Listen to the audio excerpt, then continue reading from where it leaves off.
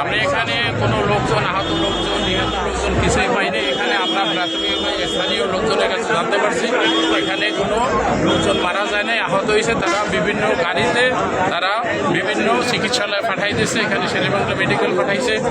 যারা গুরুতর আহত হয়েছে এ পর্যন্তই আমরা তাদের স্থানীয় লোকজনের কাছে আমরা জানতে পারছি।